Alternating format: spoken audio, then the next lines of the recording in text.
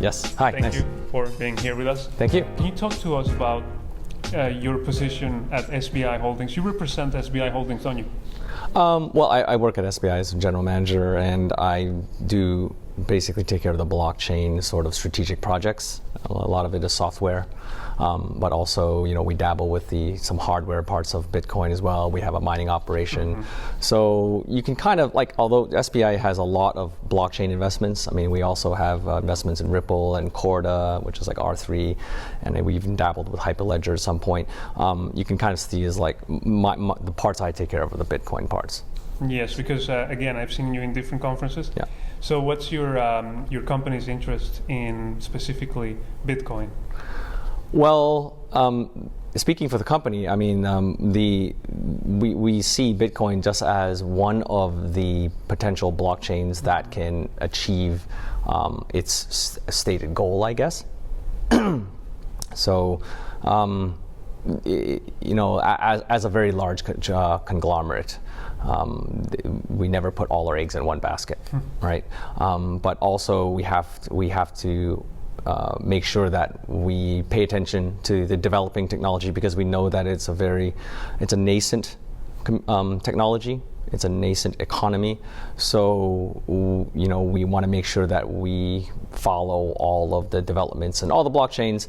And so, I don't know, that's not really answering your question. What particularly about Bitcoin, the interesting thing is that I think Bitcoin for us is the public blockchain play, I guess, or, because there are Corda and Ripple. Well, Corda is clearly private blockchains. Ripple is arguably somewhere in the middle, and so Bitcoin is clearly in the public. So in terms of a blockchain space, Bitcoin seems to be the most promising in the public blockchains, of the public blockchains. Right, and so we've seen that Bitcoin SV was the result of, the separation of Bitcoin Cash.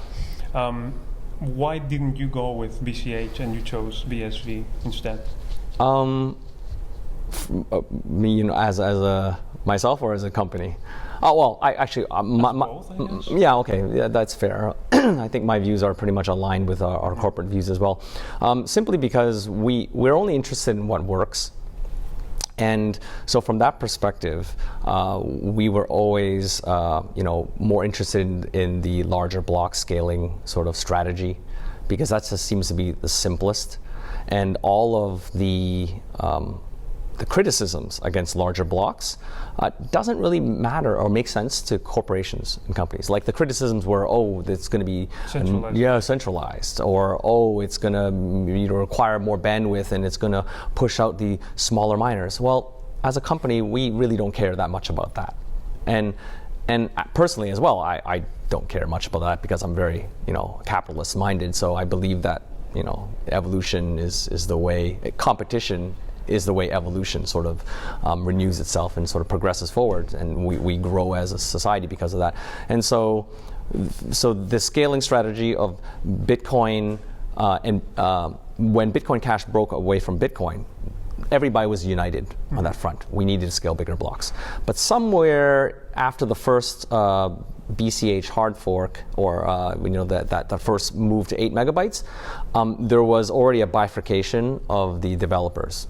Right, there were some developers who then, after that one initial bump of 8 megabytes, they just started focusing on more of they went back to core stuff. We need Schnorr signatures, or we need coin mixers. It's like, wait. So you really, your strategy was a one-time increase in block size, and now go back to all of the, let's hide from government, let's operate in the gray sort of scaling strategies. Anonymizing strategies, as it were. And that wasn't the reason why we were ever interested in Bitcoin Cash. We were interested because we want to grow big, and we want to use it for legitimate purposes, and that's going to just require just bigger and bigger and bigger blocks. So just it's a technical problem, should be easily solved. And so Bitcoin SV was the only one that was saying that, let's just keep on doing this, remove limits, don't change the protocol. And so that makes sense from a business perspective. Common sense as well. Yeah. And I saw one of the videos about you were at the economy conference, Yes. and you mentioned something which Craig has already mentioned about how SegWit breaks the chain of digital signatures and how that has legal ramifications. Yes. So could you please expand or explain to us this concept of what legalities could be in play? Well, it goes back to like the legal treatment of digital signatures, right? Contracts don't need to be on paper. Contracts, like the legal, something that makes, the things that make something a legal contract, it need not be ink on paper.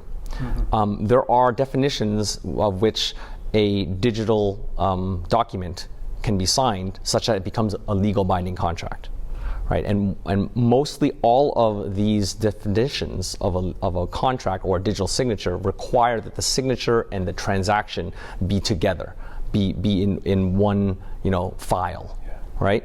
And so although, there will be people on the SegWit side that say, they'll argue like, well, it's not really separated, it's kind of like here and it's there, but to a judge, it's separated. Right? You're not going to argue, well, we're putting the signature here in this Merkle branch, or we're putting the transaction here, but it's in the same block. Well, no, because a block it's not a notion of a transaction anymore, right? A block is just a grouping, or arbitrary timestamp grouping of a whole bunch of transactions. Now, if you remove the block header, now you have no link between the signatures and the transactions anymore, right? And worse, the whole point of SegWit was that you could prune the signatures. Like literally, that was their great scaling idea. Like if we separate them, then people who don't need to store them, they'll prune them. Okay, so if everybody prunes these signatures, what you have is you're going to trust that somebody else signed it in the past. Well, that's great for consensus. That's wonderful for consensus. Sure, I agree that consensus will still work. But when it comes time that if I need to go in court and I need to show that this smart contract we engaged into, my company to your company, is here, all right, and if there's pruned copies which don't have the signature, it's not going to hold up in court. So that's what I mean. I mean, it doesn't make it illegal, but it makes it really very difficult to use if I wanted to use this record on this ledger as like the good copy, the golden copy of the contract, right? And so you need to keep that, you need to build things in Bitcoin that still fall under existing laws. Otherwise, Bitcoin won't be protected by the existing laws. Existing laws protects money. Existing laws protects contracts. Existing laws protects IP. And if you want all of that to work, you need to make sure Bitcoin fits in the laws, not try to go around them, because then you're just setting yourself up for failure. Thanks, Jerry. And before we finalize the interview, from now on, SBI, your company, you still very much focus on following the development of BSV. Is there any specific way that you want to, use Bitcoin SV in the company? Well, I can't talk about the things we're working on, but because they are still non-public. Mm-hmm. But we are very interested in the notion of this. We have projects in remittance space. We have projects in space which deal with like computation. Mm-hmm.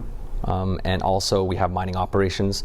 So we are very interested in basically turning using our mining operation to basically grow new business models which didn't exist before, because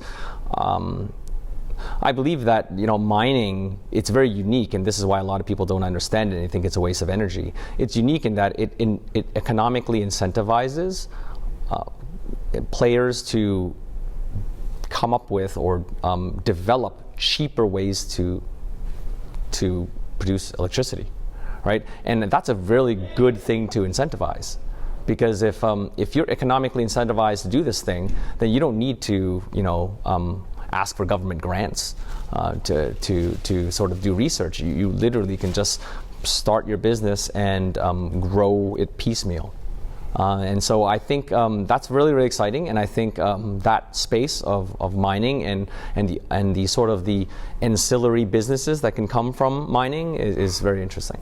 Awesome. Yes, I ask because the emphasis of Bitcoin SV is a lot on real usage and real use cases.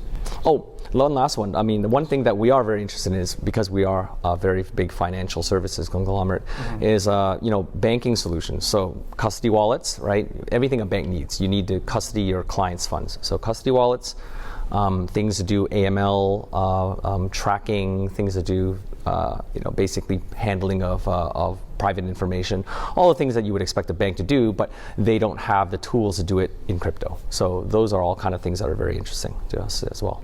Thank you, Jerry. Thanks a lot. It's been a pleasure. Thanks a lot, Oscar. Thanks.